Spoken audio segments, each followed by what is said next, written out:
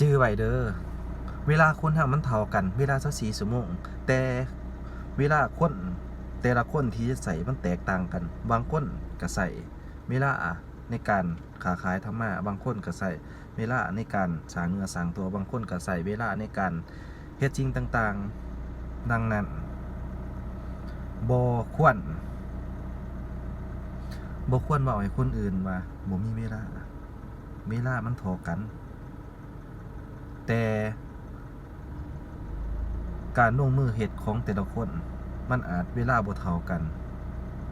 และก็ความสามารถของแต่ละคนอาจบ่เท่ากันถ้าเฮาบ่ฮู้จุดที่เขายืนเฮาบ่ฮู้หรอกว่าสถานการณ์อยู่นั้นมันเป็นแนวใดดังนั้นควร